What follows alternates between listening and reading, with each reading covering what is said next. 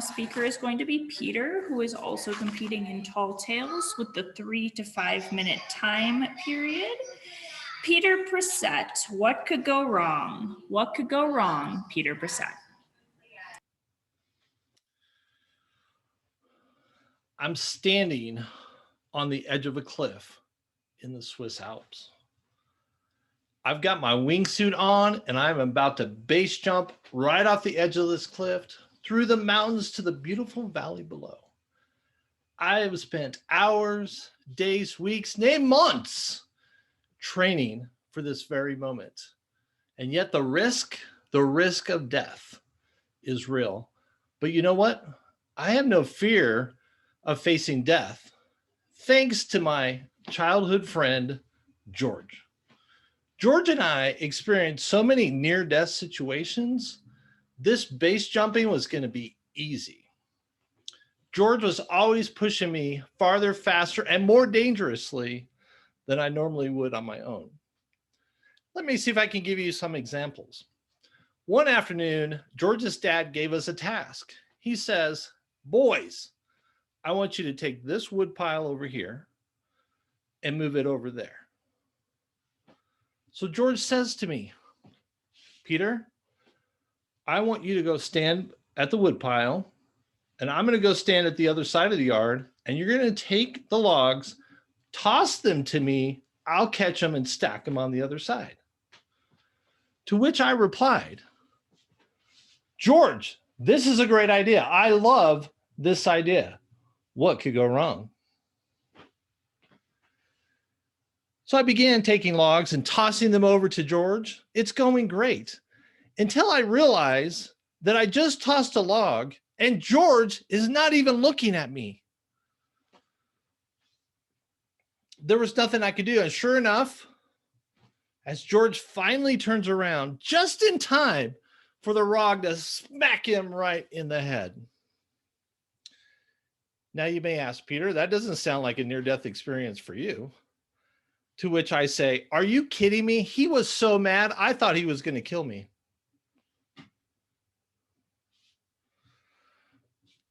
Then there was the time, summer evening, late at night, George and I are patrolling the neighborhood. We come along the neighborhood middle school.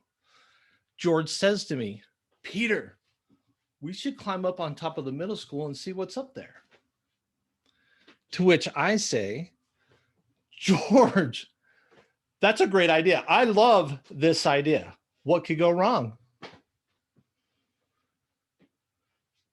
So George and I climb up on the middle school. We're walking across the top of the middle school and there's these really cool skylight domes on top.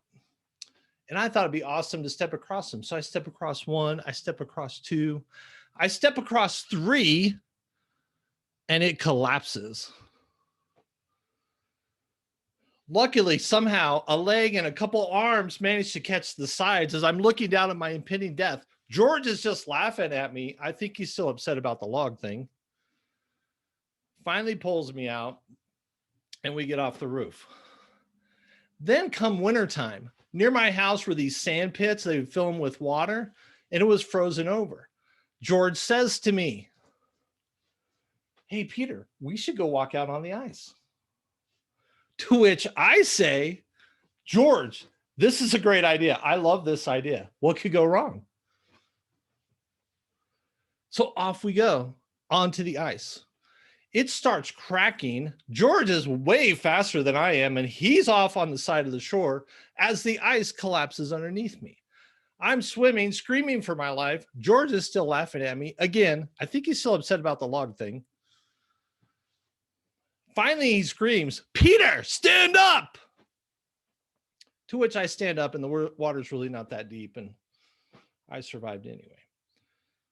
Now, those are just a few examples of many more near-death experiences I had with George, which left me completely prepared for my wingsuit base jump, which I did. I jumped off the side of that cliff. I soared down through the mountains to the beautiful valley below.